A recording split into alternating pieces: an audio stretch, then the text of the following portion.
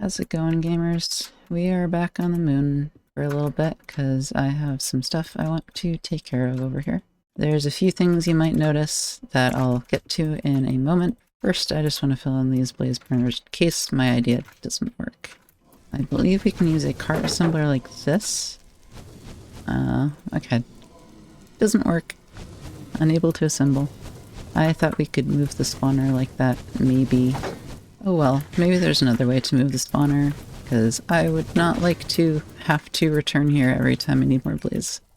So the other thing you might be noticing is that I am not taking any damage from the fireballs. I can still get hit by the melee attack, but the fireballs are completely not damaging me at all.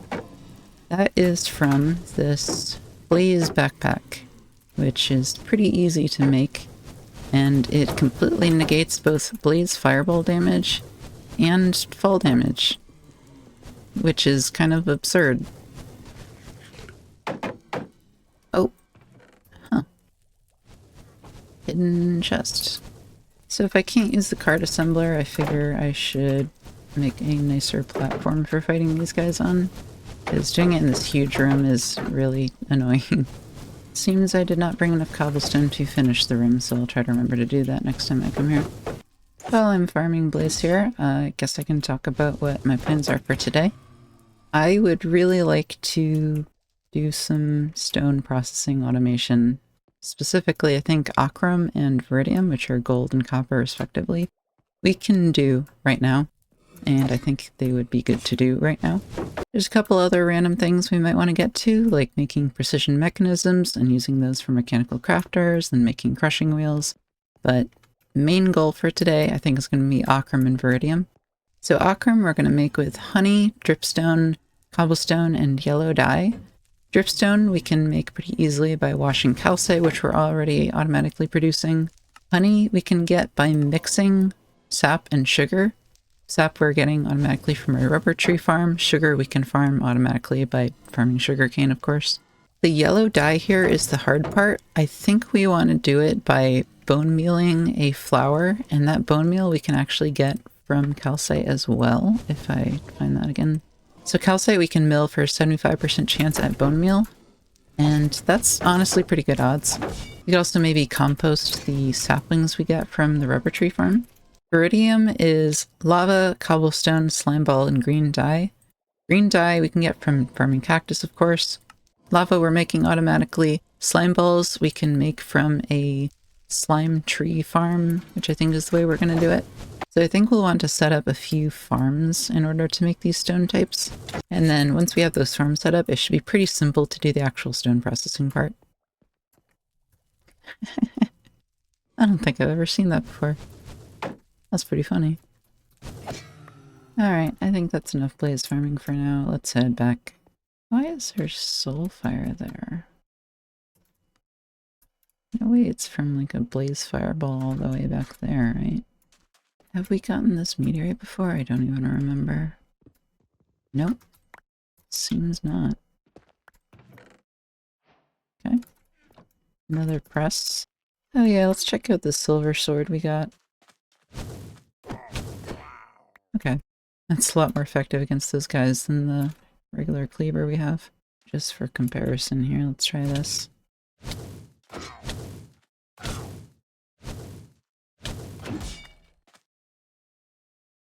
So the silver sword 2 hits them instead of 3 hit. That's not bad. Oh wow, I'm low on oxygen. I should stop messing around. Got a lot of projectiles chasing me, but we're at the portal, hopefully just in time. Okay, that was close. Oh, come on, man. I hate these guys so much. Our spacesuit is taking some heavy damage already. We are able to repair it with sturdy sheets, which isn't too bad, but I was hoping it would last a little bit longer. Now I was about to start setting up 2 different farms for veridium, one for the slime trees for slime balls, and then a cactus farm for green dye. But apparently the green dye we can also get from the slime trees. So I think that's the only new farm we need to make for veridium. If only yellow dye was that simple. I'm just not seeing anything. Alright, I'm not exactly sure where to start building stuff. So I'm just gonna do it arbitrarily. How about right here? I'm gonna make another radial tree farm, like our original rubber tree farm. I'm not sure why I dug out all of the ground just to replace it. Actually, I think I am sure. In my head, I was doing a cactus farm, so I needed to dig it out to replace it with sand. But, it's not a cactus farm. Actually, I kind of want it to line up with the bridge over there, just to have some kind of reasoning for it to be where it is, so I am in fact going to take it down and move it over a few blocks. So this is going to be based on our original rubber tree farm, but I'm probably going to take that down, so I'm not worried too much about matching the aesthetic entirely. As long as it's like close enough, I think it'll be fine. Alright, this should be ready to start up. Let's hit the bearing. And just going the right way, that's good. The deployers are not placing. Oh, hold on. Only grows in slimy dirt or grass. Okay, that would explain it. So I had to get rid of the dirt anyway. I don't think we collected any of the slimy dirt. So we might have to go back to that island. It looks like you can actually craft it by pouring slime onto dirt. It's 3 millibuckets of slime. I have no idea how much this gives. Okay, let's flip that. And just see how much that gets us. The 32 dirt leaves us that much left. That's a weird number. What if I do multiple of 9? Okay, multiple of 9 is nicer. I probably put in way too much slime. 3 millibuckets is nothing. So if a full block is 9 slime balls, it looks like 1 slime ball gets us 36 dirt. I guess I'll make 144, so 2 stacks plus 16. And the rest I'll cast back into usable slime. Oh, that's doing congealed slime. Huh. Oh. I might have misunderstood. So I guess 1,000 millibuckets here is 1 congealed slime instead of 1 slime block. Which means, I don't know if this is going to be a nice number of slime. We're left with 55 and 5/9. Oh no. Maybe I just cast that onto dirt and see how much it gets. I cannot figure out the math here. Oh, okay. That was a good amount. We are free of liquid slime. Hooray. So hopefully once I start placing this down, yep, it's going to start placing slime trees. Too bad I don't have the grass. I probably should have gone to the island just to get grass here. If I had to guess, all the products we're going to get from this are the logs, slime balls, and then excess saplings.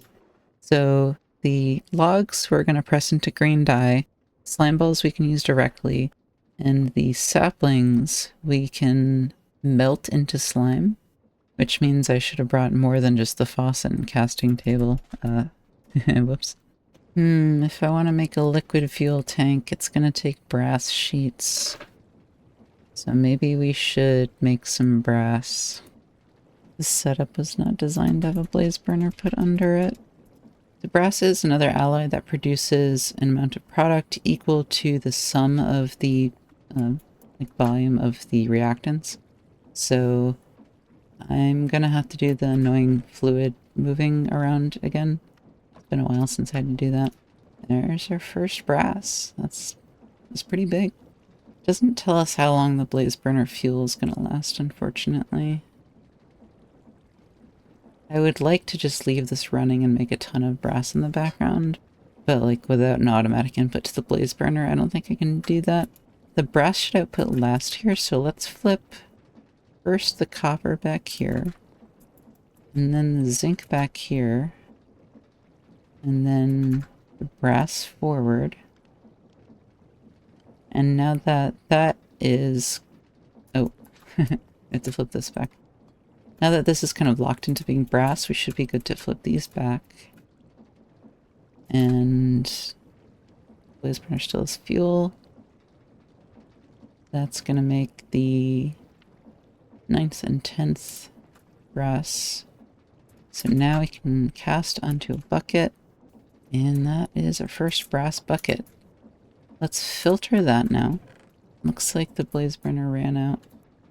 I could rig up a deployer feeding into the blaze burner, but this was really not designed for that.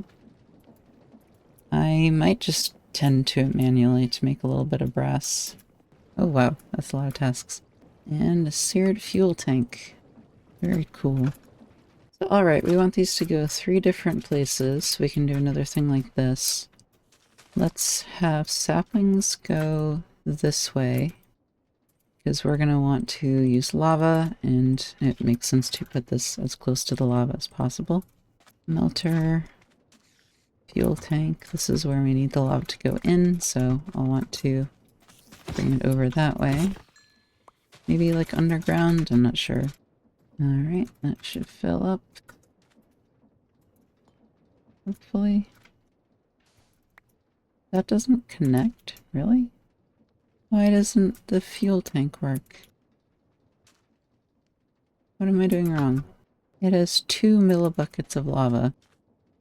How is that possible? I wonder if the pressure is bad. Now it connects like that. Let's try an actual pump on this side, maybe? That started all of those, so it must have been dormant. Okay, that's working. Very good. I don't know how I'm doing item input here, actually, because this needs 3 different items plus a liquid, plus we need an output. I have a terrible idea. Like, genuinely awful idea.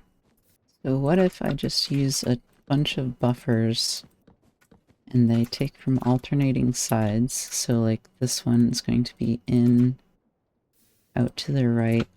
This one's going to be in, out to the left. And I just repeat that. And then output I can do onto a lower belt, and input I can do pretty easily. Input for cobblestone, I mean. I can't tell. I think it would output in a way that it would go onto this belt. Maybe not. Doesn't look like it. What if we have the belt shifted over by 1? So it's off to the side. Maybe not. Wait, what? Is that just a visual bug? I feel like that's just a visual bug, because there's no way that's not actually connecting, right? Okay, looks like that's as far as the lava is going to make it. So I'm going to need to put another pump here to make sure it goes all the way. Let's start this again, and this should... Oh, it's missing the cobblestone, of course. I feel kind of lost on how to get both one more input and an output. This is so strange, right? This has 4 ingredients and it needs 1 output. So I have to use 5 of the sides just kind of inherently. I'm screwing myself by wasting 2 sides here. It's gonna be like actually impossible to do this. I honestly think I could do with just 1 press here. Like, I don't think I need this to have a big line of stuff going on. Alright, so I took out the cobblestone generator to work on the setup here a little bit. It should be working as soon as we put in the cobblestone. I'm not really sure where to put the cobblestone generator, in part because I feel like it's a waste to just have it for exactly this 1 basin. I might want to try sharing it with the Ochrum one, but at the same time the Ochrum farm is going to use a lot more cobblestone than this because it has a few uses for calcite in there. So maybe I should just have one dedicated for here, and then later if I want to expand my veridium production, I can be sure that I have a full cobblestone generator ready to supply it. That should be producing me as much veridium as I could ever want. So the Ochrum farm is going to be a little bit more interesting. Maybe I'll try to make better use of space here and make it like a rubber farm stacked on top of a sugarcane farm. That way they can use the same windmill, they'll have the same footprint. Oh yeah, and the actual processing of the ore stones, I'm not worried about right now because I would want to use crushing wheels, which we haven't made yet. So once we get to making like precision mechanisms and mechanical crafters, which might even be later in this episode, we'll probably want to set up the crushing wheels to automatically start processing that stuff. I just realized we didn't really need to take the power over here because we could have just used the windmill power. That's the point of windmill power. I want to waterlog this corner block, but it's not going to look nice. I was just using stairs, but probably should use something better. Oh, I could use baskets. They won't look very nice, but they should work. Clearly I'm not one for aesthetics, so I am fine with a solution that just works. I need more sugarcane. As for harvesting the sugarcane, I'm not actually sure what block you need for it. I'm wondering if it's going to be these mechanical harvesters. We should know pretty much immediately if these are going to work. And then above the sugarcane, we can have a tree farm. Okay, good. I made the right call. Oh, why didn't those stick? I swear I put glue on them. I'm not sure what happened.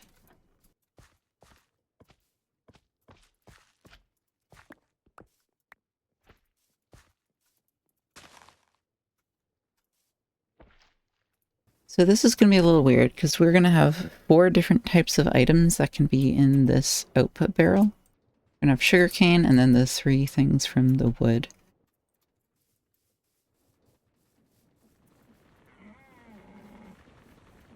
Okay, you've been lingering around for a while. I don't like it.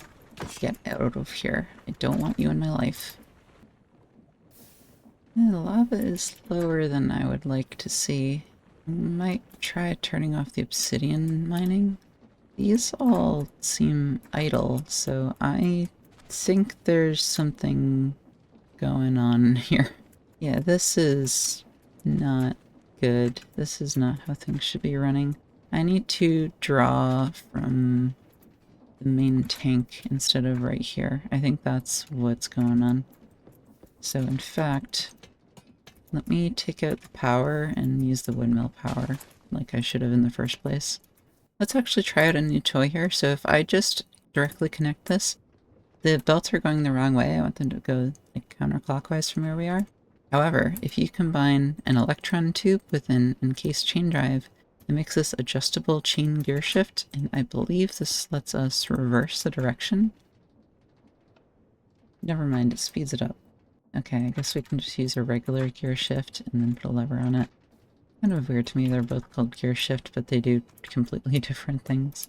Or I could just gearbox it and then use this output to power the pump over here anyway.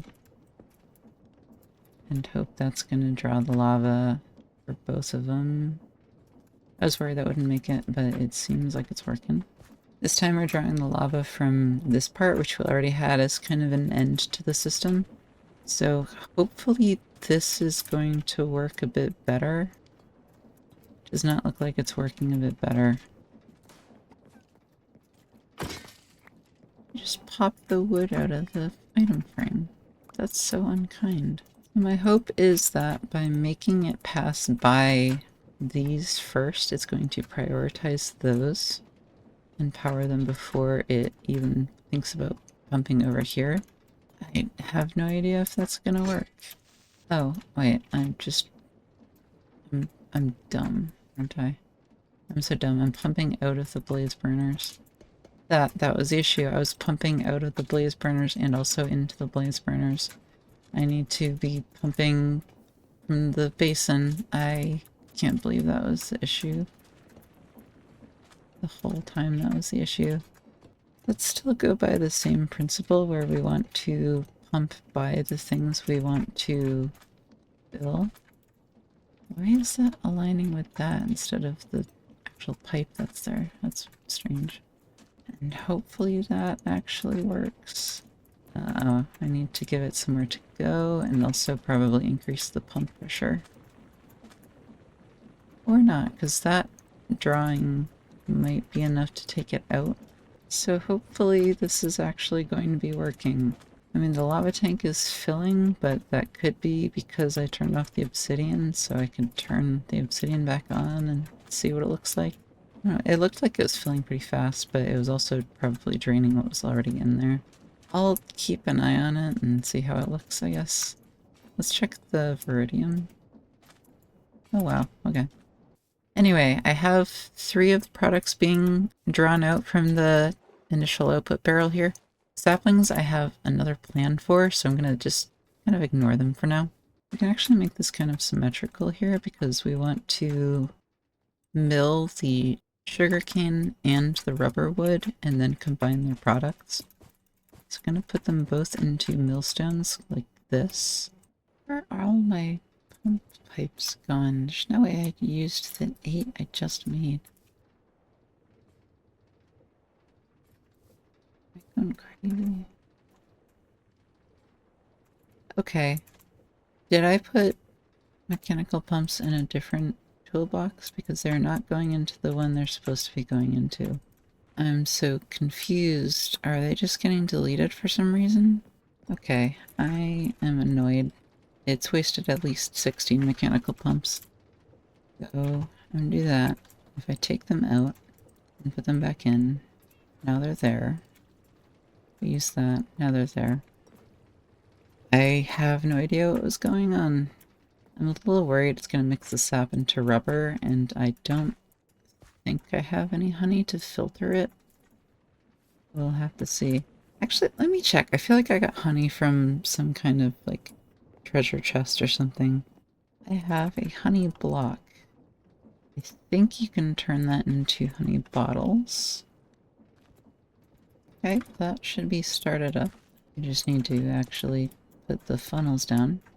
Oh, that's going the wrong way. Then I need to power the mixers.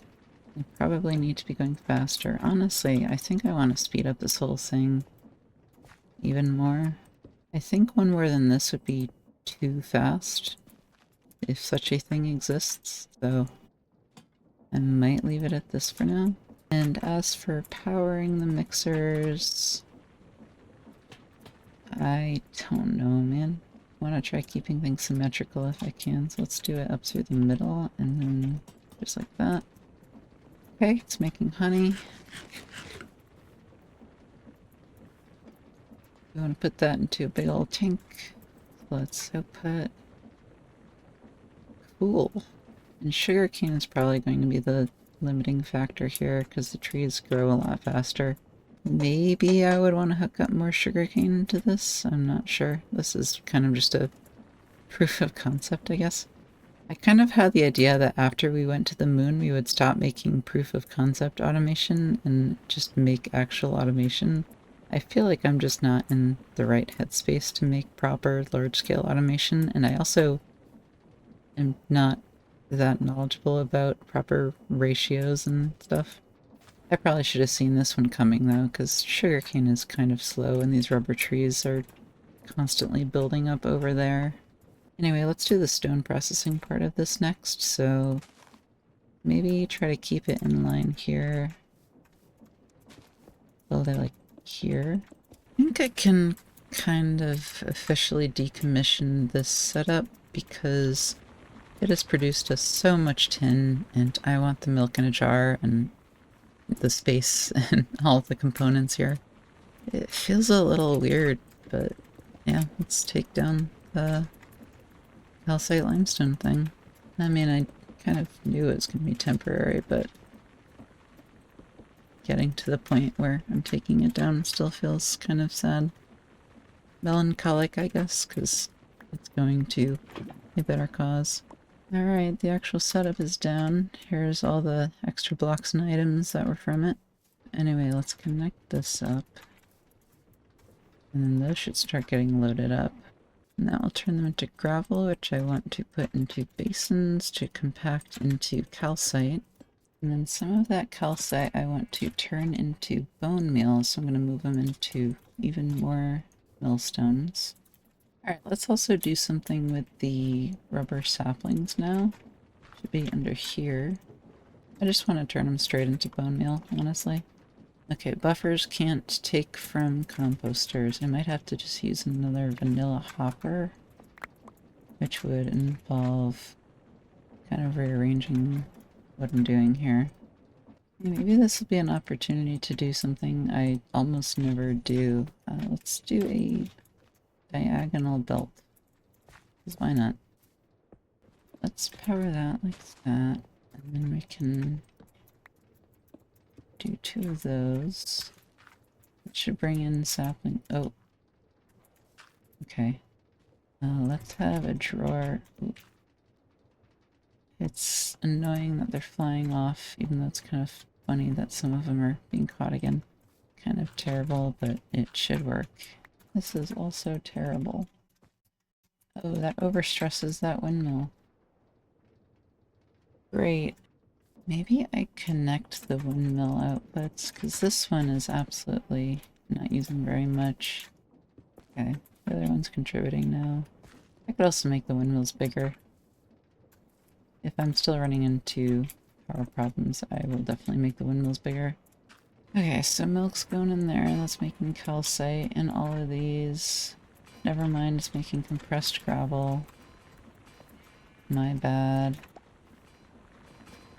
It's so annoying. Not the fastest thing in the world, but it's working. Okay, I need to know, can I use a deployer to bone meal a flour? No.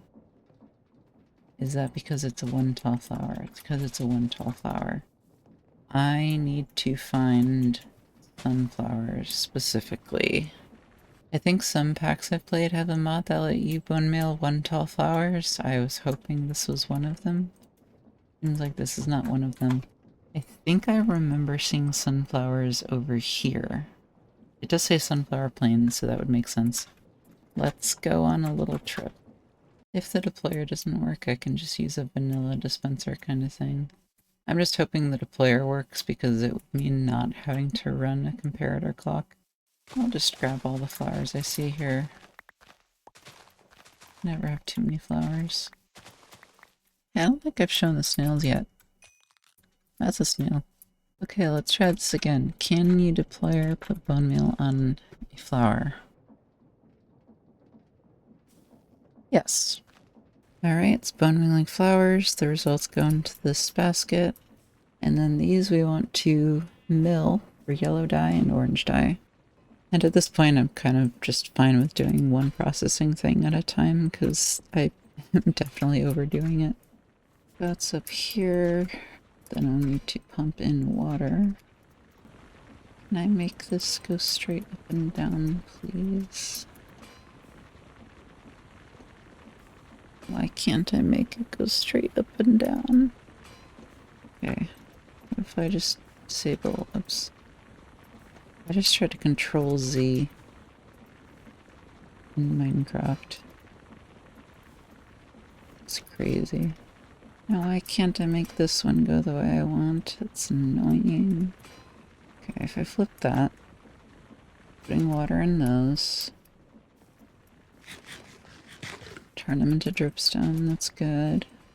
This is getting kind of cramped here because I am losing sight of any kind of neatness.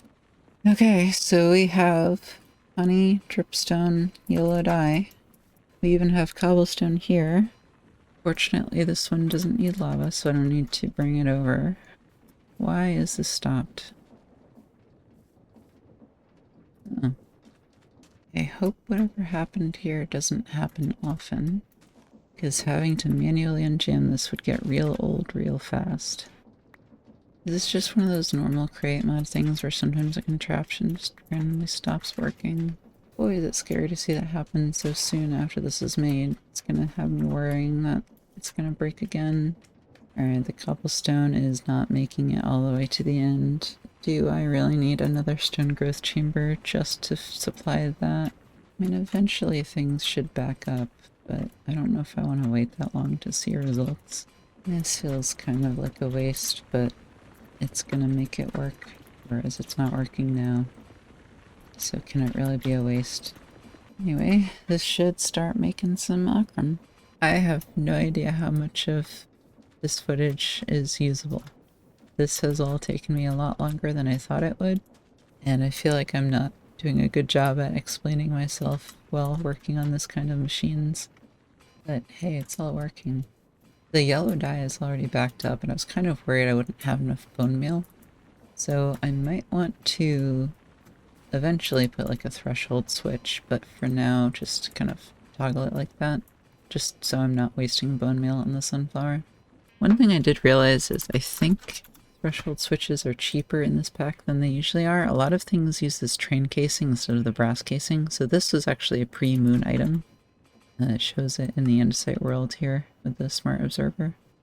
I could have been using them this whole time, but I haven't been, so oh well. I need to go clean up my inventory. So I've been working on fueling the brass every time I have to come back here, just putting in charcoal if it needs it. We have 88 brass plus the 6 extra sheets. That's a fine starting amount, I think. We will make more brass after we improve this setup here, which might be the next thing we do. I'm not sure. I gotta think about that. Before we get to that, let's look at some quests. We're getting raw tin. We got some metal girders, apparently. This is a decorative block. It's kind of nice looking. I don't think it really goes with what I'm going for. For raw copper, windmill bearing, sure, those are cheap. Really needs you to get a honey bucket specifically. I'm hoping one of these goes up to like a full bucket. There we go. Okay, just in time. And then a raw gold, we get... That's like the worst possible thing. I never even use the starter ones they give you. That's just gonna rot in a chest forever. For making our brass, we get a shepherd's pie again, and 8 silver ingots. We can use the brass casings we found on the moon to complete this one, which gets us 40 veridium. Kind of have like 2,000 over there, but thanks. Also for getting all this stuff, apparently, we get some XP and more XP. Cool. We can get 512 gold nuggets for something that says automate gold, even though it's expecting you to do that in a different way. Another enchanted golden apple, I guess. Alright, so we haven't done a lot in the quest book today, but I think setting up the Ochrum and veridium is really good. I mean, infinite gold and copper are really cool. The automation matrix shows that we've done like half of the main metals here, if you include the tin that we got rid of. Tin was easy though.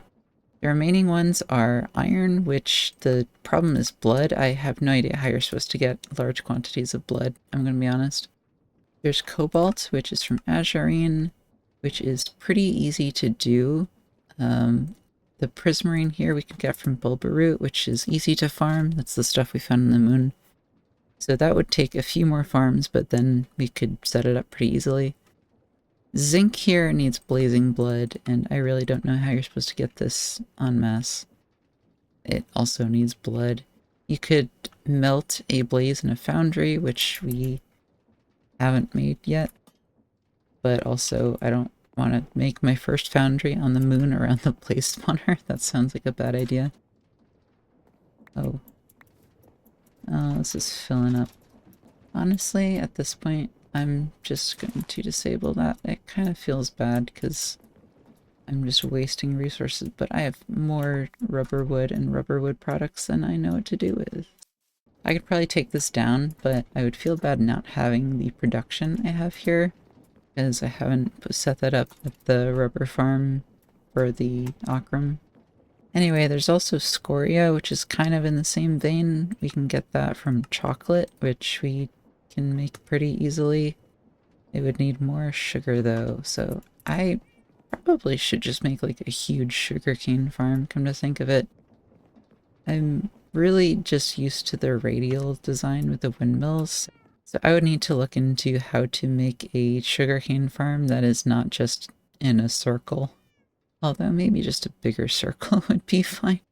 Anyway, I think the next big goal we want to work towards is nether grout for a foundry, which is just a bigger version of the seared melters we've been using. I should probably take out these saplings or this is going to grow into a huge mass of wood. We can make nether grout from scoria, which we collected a bunch of on the moon, soul sand, which we can make easily from bulk haunting sand, powdered obsidian, which we have plenty of. The hard part here is going to be magma cream. There is an automatic way to do it that I might set up pretty simply. It's just milling basalt into these three things. I don't believe you can make a stone growth chamber for basalt, but you are able to do the vanilla way and just try to automate that. So in an effort to work towards the foundry, which will also probably motivate me to move and fix this whole setup, I think it would be good to just do like one more little stone generator for now. Alright, I want to set up a basalt generator for those mob drops, and that is going to need a lot of ice. So let's take a trip over to that glacier we found. So if you don't know, there is a vanilla feature where when lava touches blue ice and soul soil specifically, it can be soul sand, it creates basalt. And we're going to have to use that instead of a stone growth chamber because the stone growth chamber just can't make basalt on its own. And just to do some quick math here, the block where the basalt generates needs to have a few things surrounding it, right? It needs lava so that the lava has somewhere to flow from. It needs blue ice. It needs soul soil. We also need a drill to actually break the generated basalt, which means that is 4 sides of the thing covered. That means we don't have another side for something like a basket or a hopper or chute to pick up the item. Oh, you have goggles on? Huh. Why do these have hats? Okay, I didn't know. Oh, it actually dropped it. Melee protection. That's so weird. I had no idea that was a thing. So I bring up all of those numbers to say that unfortunately we can't do a perfect, like, one wide tiling setup. We're going to need to do an alternating kind of thing. I should probably be trying to mine the blue ice directly. It's going to be more efficient, but like the only blue ice I see is underwater, and mining underwater is annoying. So I'm just going to take this packed ice I collected and hope it's enough. Well, I know it's going to be enough. We only need like 8 blocks of blue ice. Oh, hey, this island actually has a like create mud building on it too. Interesting. I wish I had a way to like fly up there because it being over the ocean is really annoying. I might just try to remember it's there. I don't want to waste time getting distracted by it now. Anyway, I know it might be hard to visualize all the numbers I'm talking about. Hopefully it will make more sense once we start to actually build the thing. Oh, I really gotta put some walls in the house. I'm procrastinating that very much. Yeah, it's kind of interesting to look at where our farm is here. The backup for this one is the sap, just not getting enough wood. Backup for the rest are from not getting enough sugarcane, which kind of tells me we only really need one mixer here. The rest are sort of just for show. And checking in on our lava, the tank is full and we are producing obsidian at full speed, which is very good. That means this is actually working and supplying like all of the lava we need. Although granted, the veridium is backed up, which was using it. So if the veridium was going, maybe it would be a different story, but it's only one basin there. I don't think it would actually affect the lava use that much. If we wanted to, we could turn the logs into slime balls by melting them down as well. I don't think we care enough about that to do it now, especially because we need the logs for the green dye part, but maybe if we wanted to up our veridium output, it could be something to use threshold switches for to try to balance out the amount of both kind of sides of the production line. Alright, I'm trying to figure out where to put the basalt setup based on what I think we might need to connect the products to. And all I'm really saying is that there's a few things with magma cream and obsidian. You can turn magma cream into obsidian, and also there's a better recipe for sturdy sheets that uses... Hey, wait. Why is that not pumping? That is taking all the lava from the spout for some reason. That's not good. What if we run it over like this? Would that be dumb? That way this isn't off to the side, it's like part of the main line here. It seems to work, even if it's very weird and ugly. At the risk of making everything too cramped, I think we could fit in the basalt stuff right here. I believe this arrangement should work. Let's try it out. Yep, looks good.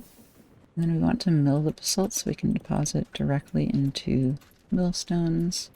I'm trying to design this to support like a double-sided approach, but there's not a ton of space on this side, so we can probably make do with just one side for now.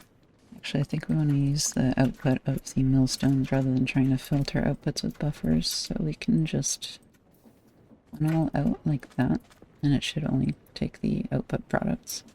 Terrible way to get power over there, but it's gonna work. Yep, it's doing its job. It's pretty cramped, but it's gonna work, and that's the important thing. It seems to be going at a pretty good speed too, because the basalt just finishes milling by the time the next one goes in. So I think this is kind of like the perfect speed. And the belt is nowhere near backing up, so we could fit in a lot more on this one belt if we wanted to. Maybe we could expand it this way. It's not like we need a ton of these drops, but I kind of just want to have more production if I can. Just to always err on the side of more rather than less. Alright, now this one should be going. I missed a single funnel. Grinding up basalt does not guarantee an item, so if this was a guaranteed situation, this would easily back up. But I think with specifically basalt, it should be fine. No, it's you. Been a while. Here, hop in my boat real quick.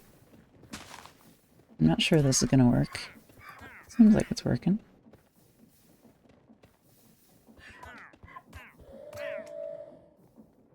And I am anticipating wanting to turn this off because once these fill up, it's not like we need ongoing production.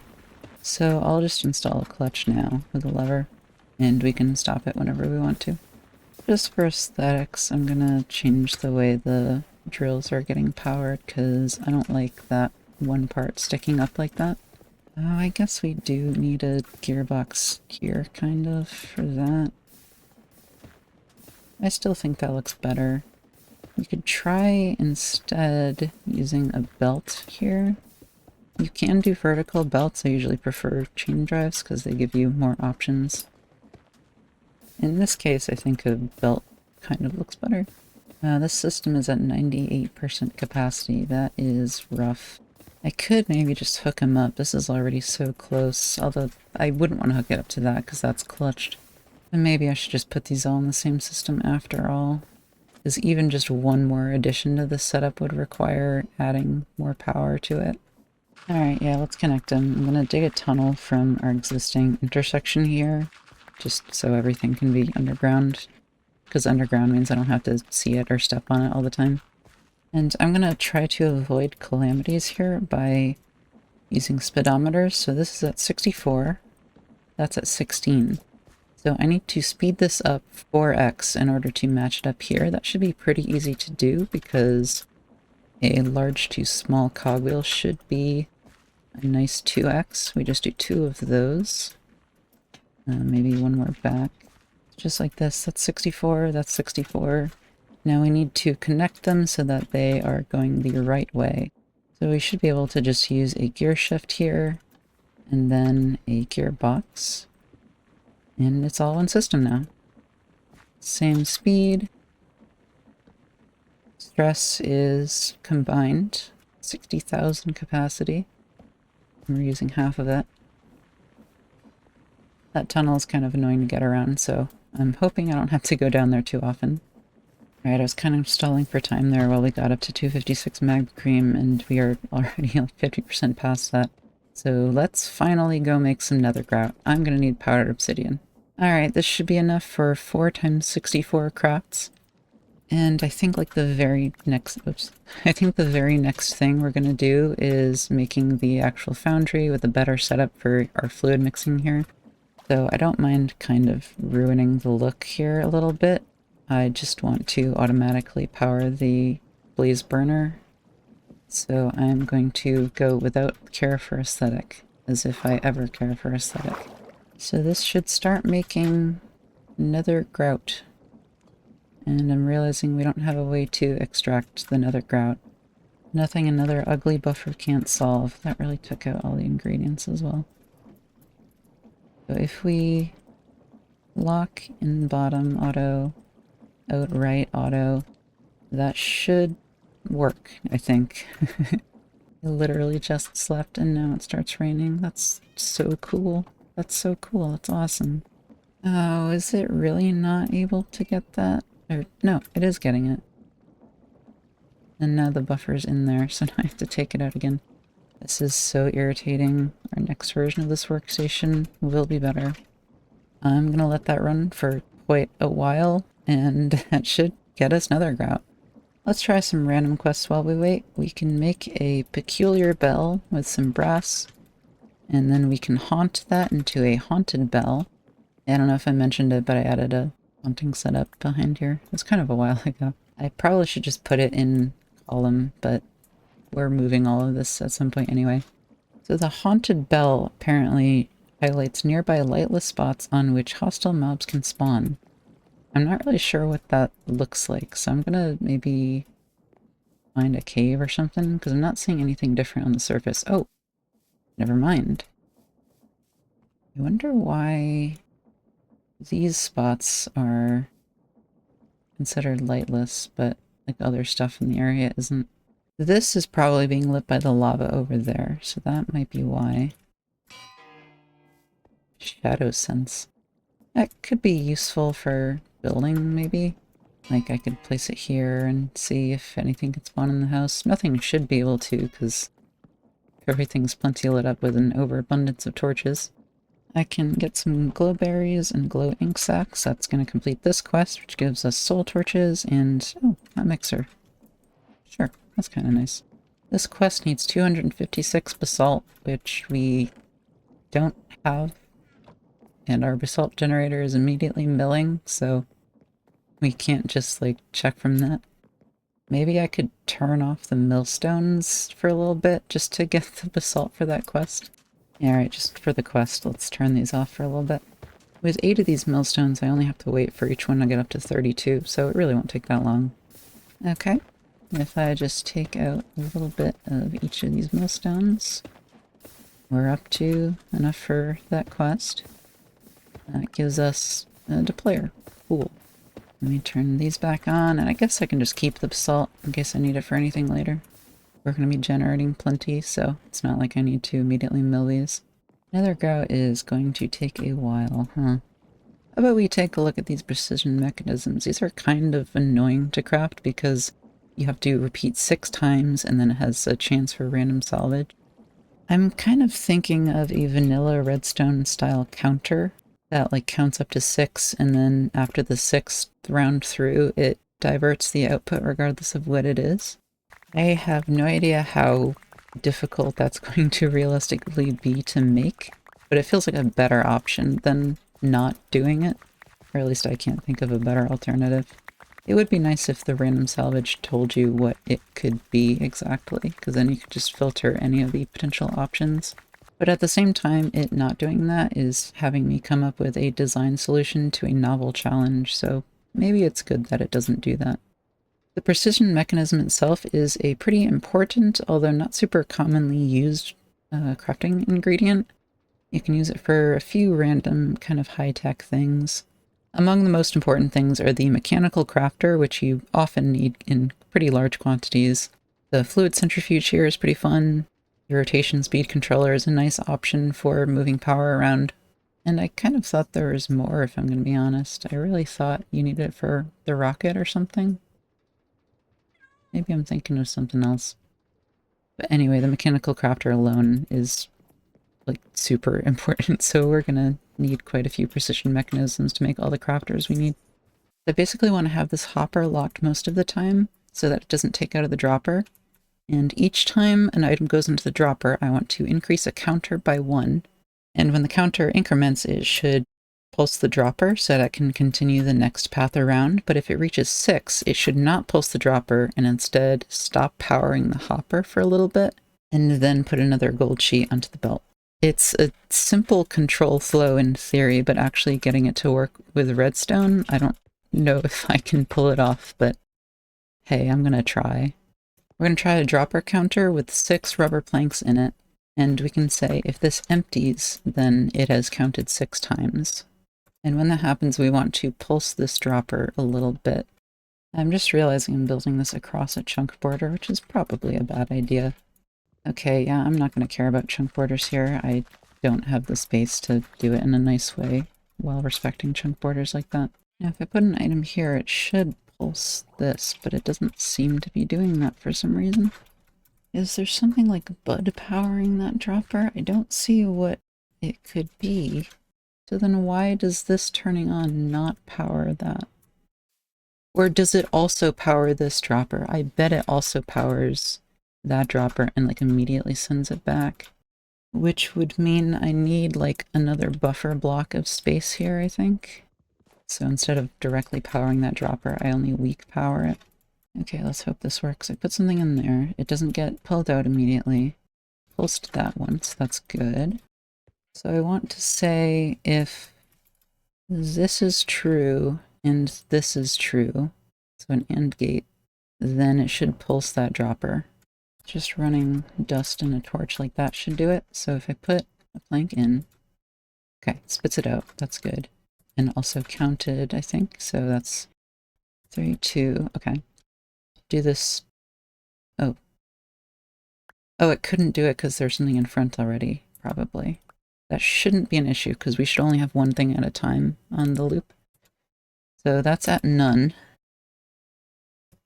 And if that reaches none, I want it to clock this dropper until this dropper is none. How do I clock this dropper until it's none? Or do I just do a simple clock on like a cooldown? Maybe like sticky piston. What about like this? And maybe this is so bad. I need that to just pulse once. I need to monostable that, right? I'm getting awfully close to the farm here. I think if I just monostable a pulse from these torches, it should work. So something like this, and then I put a higher value item in there, maybe? Did that not work?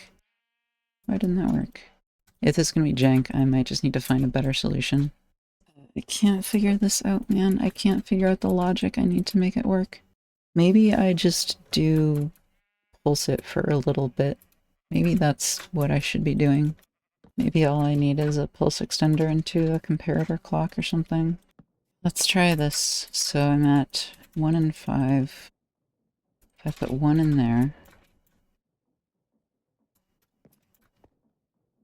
Okay, it did 8 pulses and didn't make it into the other dropper. Oh, I think I see it.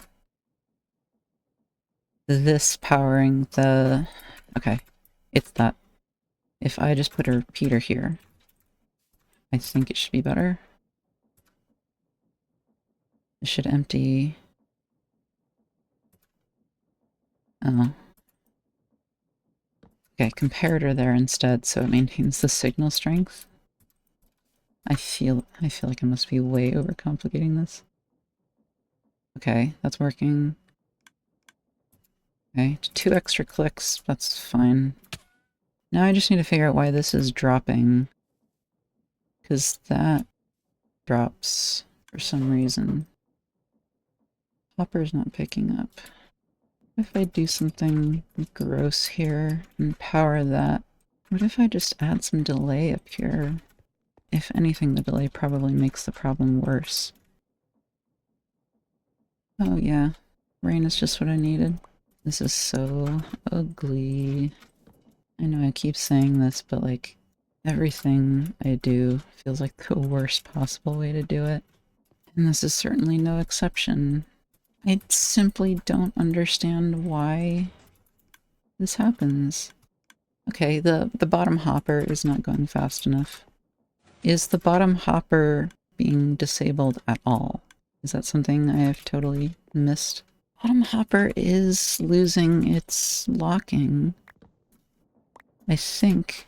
How can I power the dropper without accidentally bud powering the hopper?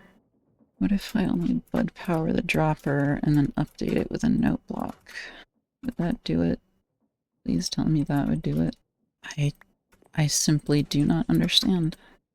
Oh, that redstone is being turned on by the comparator.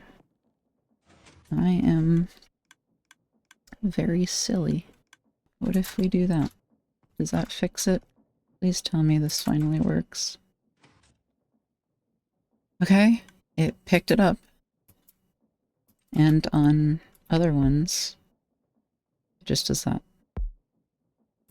Okay, I can't do it because that's there. Does this finally work? This is so ugly. I still need to actually get the power over to all of this stuff. Let's try it out, I guess. But I haven't actually gotten to the part where it puts on a new golden sheet, have I?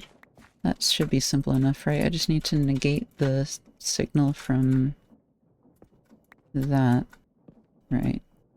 And put another dropper up like that. So I'm gonna put a golden sheet. I'm gonna put 2 golden sheets on there. Maybe a button to start it off. I don't know.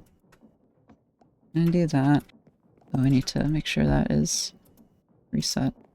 And I can disable the note block sound just by putting a block on top. If this goes around a few more times, it should add another golden sheet. It was one too early, so I didn't need to offset it. It's fine. What if having 2 on it might mess it up? Okay, that's 1 output. It's 2 away. Let me make sure there's... I think I want 2 in that. Let me reverse it a little bit. I'm still getting it wrong. Let's try this again. So I'm going to put that there. I think it's playing the tool breaking sound because the player runs out. Ow. Bad timing, man. Okay. Well, that's our first precision mechanism. I'm gonna need to run this a few more times and see if it actually works. Because it didn't seem to work that time, but it might have been because I was messing with it. I don't know. Maybe I can make the input a little nicer by using a chest. Oops. Chest like that, and then I can buffer for the Desh nuggets. And then I can drop in 36 of everything, and they should all get filtered in. I could even have that take the gold sheets and bring them back around, but I'm not going to worry about that right now. Alright, let's get 6 more of these going and hope it works. I'll put up a sign just like we had for these to say the material costs.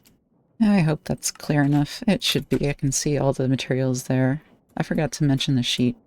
Okay, also 1 gold sheet input in back. Sorry. Lol. Haha. I should have made sure the droppers were aligned. I think they should be aligned. I'm gonna watch this one go around. I think... okay, that's the salvage. That's good. Put on a new one. That's good. Okay. We are finally nearing the end of the nether grout. You can see there's only 15 crafts left, so... almost there. Once the nether grout's done, I need to make bronze, because I am almost out of cogwheels after making all these precision mechanisms. I put a few more crafts in, so we should hopefully have a decent number. Let's check the progress. Man, we're 4 for 7 here. That's kind of rough. It's supposed to be 80% to get the mechanism itself.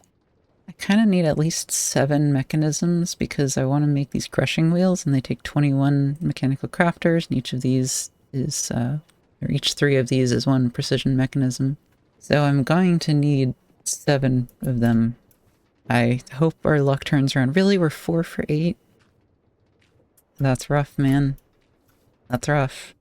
I'm gonna have to use up all of our large cogwheels. Last one coming up. There we go. 768. This is more than hopefully we'll ever need. So that's 2 bricks. And then it's 1 brick per brick. Oh, wow. So you just double this by cooking it in a foundry or smeltery. Wow, I'm glad I checked that instead of just smelting it normally. Unfortunately, that does mean I can't do this and make more gears at the same time, making the terrible temporary setups even worse here. I could cast into blocks, I think, but I'm gonna need bricks for crafting. Yeah, this stuff needs the actual brick item, so it's worth making at least a few bricks. I can switch it to a basin later. Being so close to the foundry, it feels bad using our raw resources, but I think we're gonna be fine. We have quite a bit of tin. We're gonna have quite a bit of veridium.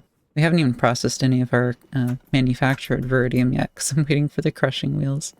I'm gonna turn half of this into large cogwheels and half of them into small cogwheels, I think. Alright, our precision mechanisms are all finished. Let's see our rate. 7 for 14? 50% supposed to be 80-20. Okay, fine. 5x precision mechanism, that gets us 5 large cogwheels. Boy, that does not feel like a worthwhile reward for that. The other part we need for the mechanical crafters is brass casings. We found a few of these on the moon in a chest, but we need more, so let's see how we actually make them. It's a brass rod, molten brass, and a brass sheet. Just a ton of brass. It should be a pretty simple automation setup, though. I think we can do it just similar to these first two we did. We don't have to do any fancy redstone like this. I feel very scatterbrained right now. I feel like I'm jumping between a lot of projects, which I'm trying not to do too much when recording. So I hope the video is easy enough to follow. I don't really know what it's going to be like. I actually haven't started editing this video yet, and I'm like 3 sessions into recording it. I just feel like I haven't had a lot of time to edit lately, which is weird because anytime I'm recording I could be editing. But my recording time is so sparse that I feel like when it comes around, I want to make sure I use it for actually recording and not something else like editing. I really don't want to make that there because it's going to block off the stairs. Ugh. Man, I feel like I should move my farm. Maybe extend the land here artificially to make space. Or I could dig it out over here. I'm not sure the best solution. I could maybe make multiple floors. But then if I need to do another setup that's big and goes deep into the ground like that, that's going to be really irritating to try to do on another floor. I do kind of feel like multiple floors is the most tempting solution, though. If I do it spaced out with 3 between each post, it's going to eat into the farm a little bit. But it doesn't need to actually be a structure. I just want it to look like supported, kind of. It's probably fine if this is just a platform. Oh no, another half-finished building. Oh, okay, miscounted there. I'm sort of just pretending to have a building plan. I don't know what I'm doing. I feel sort of torn in the base design here between actually planning things out and feeling like I have to live with past mistakes. Because I have definitely not been planning things out the whole time, but I want to feel like I am now. Because it's nice when things line up. It's nice when things feel like they were intended to be there and not just there as an accident or because there is nowhere better to put them, even if they are only there because there was nowhere better to put them. I don't even have a plan for where like stairs are gonna be to get up to this place. I'm kind of thinking once we move this stuff, I'll also get rid of these platforms. I don't know. I don't know what I'm doing. None of this makes sense. Maybe we put it here. More rubber wood skeletons, hooray. Oh, now it's all dark and spooky down here, so I gotta torch this place up. Hey, I wonder if mobs can spawn down here.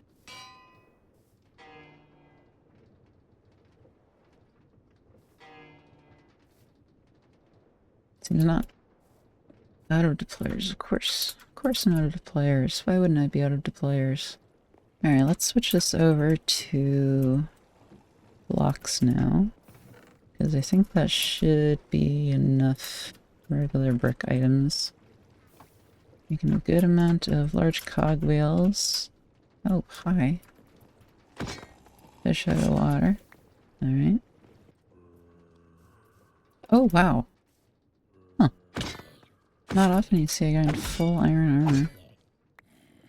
Yeah, kinda wish we got a drop there.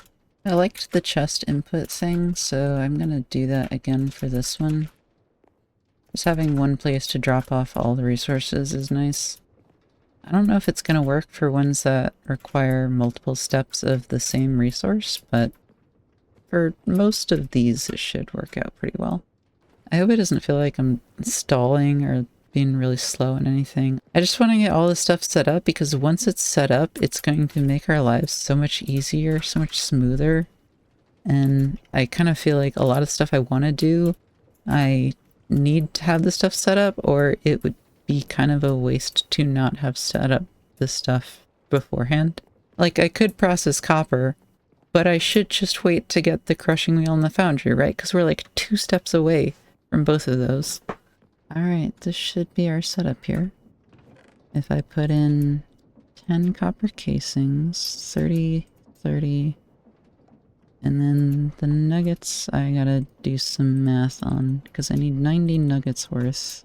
It should make us some brass casings, and I probably should have done one to start off to filter. I really don't like seeing those like missing texture particles, but I haven't seen anything duplicate in this world, so I just have to assume they fixed that. Alright, this should complete. Cool. Let me immediately input from back, so it should grab finished ones. Oh. I guess the drone we killed earlier dropped a copper nugget in there. I'm just switching this out to start making small cogwheels. Alright, I suppose we are ready to make the mechanical crafters. Cool. We actually have to use them to finish that quest there. For the crushing wheels, we're going to need silver ingots, planks, a whole bunch of andesite alloy. I have no idea where to put these things, so I'll put them... shouldn't power them yet. I'll put them with our other unsightly things.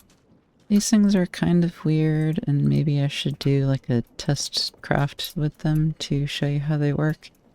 I'm just gonna start with the main thing we actually want them for right now. So you connect them up like this. You can see they have like arrows that show where the items go. You want to make sure everything converges into a single point at the end. And I think we can put a storage container there. We should be able to somehow connect the edges. Okay, from the back. Cool. So we want all of this to be connected around the back for the andesite alloy. So you can put in items just like that. You can also put them in automatically, of course. And when we have this connected thing, they all get put in at the same time, which is very helpful for this kind of recipe. And then once we power them, it should start going. Very fun little animation there. Those are our first crushing wheels. I'm gonna make 8 sets of these because I anticipate needing a good number, and I'd rather do them all right now than wait. Oh yeah, I forgot it actually does wait until all the spaces are filled. So you don't have to worry about like turning it off and then turning it back on when you're ready to craft. There is a special item called the crafter slot cover that you can use to make a blank slot in a recipe. So that's useful for recipes that actually do have empty space in them. Like, I don't know, crafting shears, you would need that. Any recipe that's a weird shape, as long as it's continuous, I think you can do just with strange arrangement of mechanical crafters, but some might be more optimized if you use spacers. I'm thinking like pants. Let's check in on the precision mechanisms. I set up 10 to craft. This time we got a lot better ratios there. That's 7 for 10. Still not the 80% it's supposed to be. But... Alright, so I cleared out a basement area under our house. I think this is where we're going to move our like working machines and the foundry and stuff. At first I thought this was going to be kind of an annoyance, the whole sweet roll maker, but I kind of like that it gives the room a bit more shape and sort of forces us to partition the space a little bit.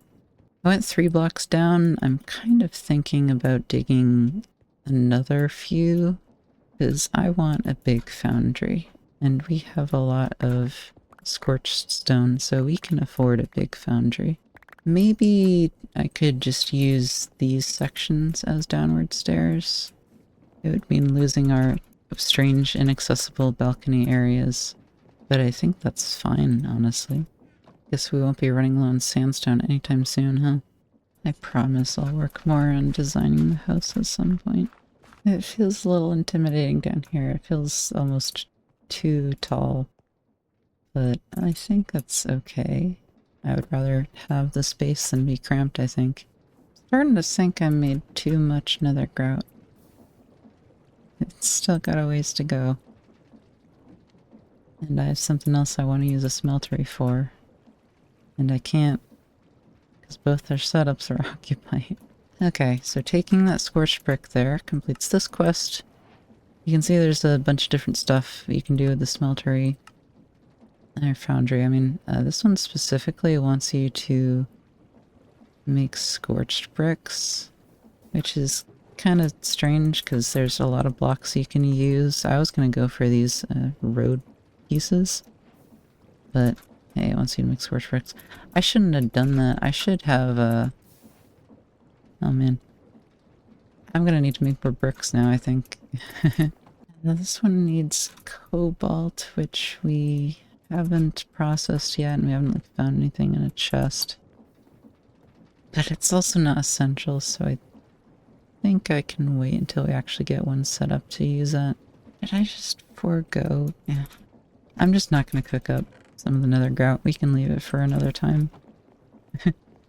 I'm getting impatient. I just want to start making the foundry, man. I also need to make more andesite alloy. I have so much I need to do with the fluid setup, and it is just constantly occupied now.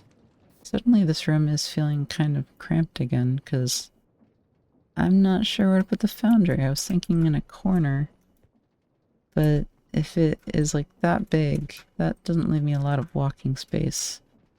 Maybe I dig back into the wall a little bit.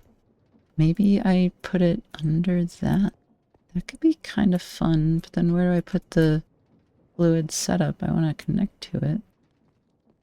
Man, I'm so torn. Of all things, I kind of like putting it into the wall the best. It's reaching the surface, and I'm deliberately doing it down low to do that as little as possible. Either I like put a fake layer of sand on top, or I change the sand out for something else. Yeah, I want more vertical space than that, so time to cause a cave-in. I don't know what to do about it for now, so it's gonna be open air. I'm putting off as many design decisions as possible for a time when I actually have design ideas. Okay, let's put some obsidian in here. Not sure exactly how much we'll need, but we'll need some for sure. This should make the foundry controller, which is the foundry's equivalent of the melter, pretty much. It's what gives it the inventory. And then the rest of this obsidian I'll turn into panes because they'll be useful. Foundry controller gives us a basic machine frame. That's another thing we are going to have to make later. Actually, that was for getting 24 scorched bricks. We need to make a fuel tank for this. So the fuel tank is going to be just like that. And we do that. Oh, we need to do both. That's kind of annoying, but sure. Okay. Nuggets of XP. Bunch of books. Alright, this is just a checkbox for some modded changes. These we already have Yeah, we have these two. We don't have the drain. I don't know if the faucet, I mean. I don't know if the faucet actually has a difference. Just fits the aesthetic better, I guess. Gives us more XP. Alright. Let's make some glass for a quest, but also because I want glass. Let's make some ladders, because ladders are fun. Gives us a basin. Cool. Oh, actually the duct here is for filtered fluid input and output. I don't care about filtering, so I guess I just need the drain. Like 4 of those. And just one of the chute, because I don't know what the chute's for. That gives us rubber saplings. Golden sheet. Okay. We should be all set up to build a smeltery. I keep calling it a smeltery. It is a foundry. Oh, that's a lot of gears. Okay, so the foundry. Let's put it... Let's inset the floor into the floor. Yeah, let's use this one for the edges. Maybe I'll make it a 5x5 interior. Yeah, I think I like 5x5 interior. That leaves a little bit of a gap around the sides. That's nice. And that's all the regular scorched stone we have. Oh boy. I'll start cooking the nether grout again. I thought I made an absurd amount, and I did, because most of it is the roads. I should not have made so much of this into road, honestly. I could melt the roads back into scorched stone if I want to make something else out of that material. We can drain into a chest like that. Have that and the other one. I don't have the other one. I'll figure out better spots for the tinker stuff, but for now I'll just have it against the wall over here. Okay, we have a working foundry. It's a little small. I'll add to it as I get more blocks. I'm probably going to want... Oh wow, you go really far into this block. Probably going to want at least 5 high. I'm just going to fill in the space with the road block. I seriously overestimated how much of this we're going to need. Big old foundry. We need to get fuel, so I'm going to run a big underground pipeline from our lava production.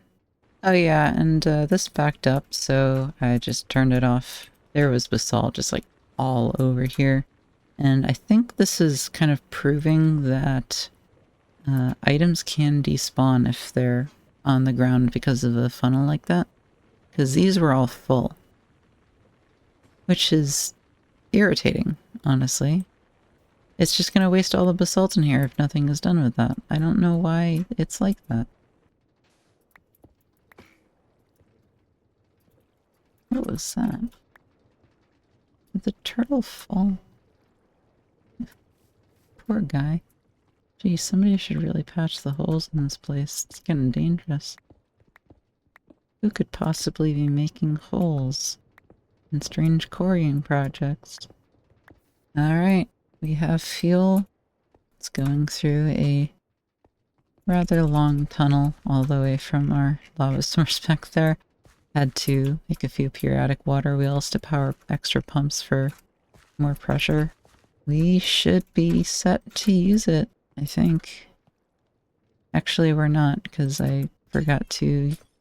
forgot an important part here. We need drains, and then we can use faucets.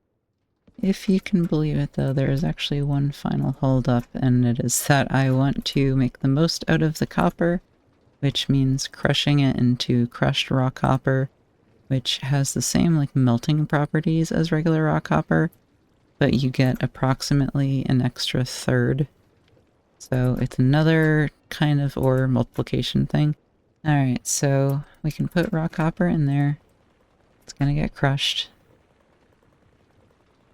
Kind of slowly. I think it's doing multiple at a time though. Yeah, wow. Okay, it did a lot of the raw copper blocks at a time. That gives us this crushed raw copper. And in case I haven't talked about it, the upgrade of the foundry in terms of ore processing is that it gives a secondary product for most ores. So this raw copper, and also like regular raw copper, does the same thing.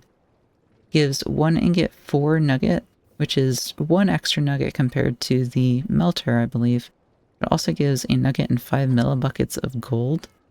I don't remember exactly, but I think 81 is kind of the magic number for how much we want to do at a time.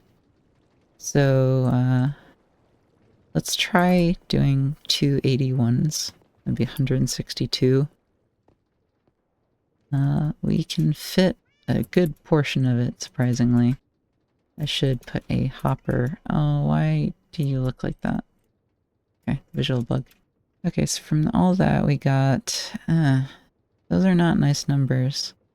Maybe I accidentally put in the wrong amount. I'm just going to put in all that I have.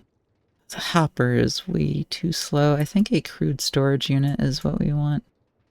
Because crude storage units can transfer a lot more at a time. So anyway, 21 raw copper blocks would ordinarily smelt to 21 copper blocks, of course. If we do the 1 1/3 X smelting from the melter, that gets us to 28. Combined with the crusher and the foundry, we get 40 blocks plus some gold. So this is almost or doubling. I mean, in terms of volume, we more than doubled, but volume of the primary product, it's almost double. Oh, and yeah, the foundry can store multiple types of fluids. That's another really important thing it has over the melter, and like why it's able to make an auxiliary product at all. Alright, we should be go to just let the lever run and finally process this copper. It's been a long road, but it's a very important step. Dude, really? Careful, you're gonna hit my cat. So I think the next step here is going to be moving our kind of fluid alloying work setup down here. We can connect it with some pumps so that it can access our foundry. And once that's set up, we'll have a very nice, fully featured fluid setup. Yay! Maybe next episode or even between episodes I can work on kind of moving all of the stuff down to our basement area here. I think maybe the fluid setup can go on like that corner or that corner because it's a little more compact. And then maybe the other corner we can use for our sort of workstations, like what we had here. And then I think we would be good to take down the platforms, making sure to have some kind of power source for this workshop area. Man, the green heart actually filled up 2 barrels. That's kind of crazy. I should probably be doing something else with the green heart. Oh, and our sturdy sheets are so backed up, it kind of just automatically regulated itself to stop. I'm glad it does that. It's better than just infinitely dispensing more powdered obsidian onto that. Man, we are at the point where we are producing more of so many resources than we know what to do with. It's kind of crazy. We're still producing so much flint over here. What are these all at? I think they were full for a while before I moved the flint over here. We have a bunch of tin stored up. We're not even automating that again quite yet. I hope this episode has been interesting. I'm kind of worried it's going to be too technical and boring and just machinery focused. But that is what the pack is. So if it was like that and that was a bad thing, then I don't know, maybe I'm just not good at making this pack seem interesting. It's a lot of fun to play, but maybe all of this is too much for, like, trying to make my first YouTube series. I also, again, haven't started editing this episode yet, so I have no idea how long it's going to be. I'm worried it's either going to be, like, way too short if I have to cut out a lot of the building and figuring out machines and stuff, or way too long. I just don't know how to judge that. I think either way is fine. It's not like I need episodes to be a certain length. It's just that my first one was an hour and a bit, so I've been kind of aiming for an hour and a bit. As the pack goes on, though, I'm sure there's going to be a lot more stuff that doesn't really make for good content, so I'm going to probably be doing a lot of like building and messing with setups and crafting kind of off camera. It's gonna be weird to adjust how I record as the series goes on, I think. I hope this kind of like peek behind the curtain thing is interesting. I'm trying to kind of document my learning process of how to make YouTube videos, like as I'm also making a YouTube series. So anyway, next episode, there might be some loose ends to tie up, like adding in crushing wheels for our new ore stones over there, and moving over our setups here to the basement. Oops. If I like don't do that between episodes. Other than that stuff, I'm not exactly sure what to be doing. I kind of don't just want to do another super tech heavy episode. I want to balance it out a bit. The quest book doesn't help us too much because most of the upcoming stuff is also very tech focused. You know, it's a tech mod pack, so that's not surprising. Maybe we can finally get to the astral signals questline that I've been meaning to do for a while. I don't know. Maybe we could just do some questing. There's a bunch of stuff in these early chapters that would be very easy to do. There's also always more exploration to do. That could be fun. Maybe use the explorer's compass and look for structures. I don't know. I'll figure that out when I get to recording. See you then. Say goodbye, Janeway. There. Janeway says goodbye.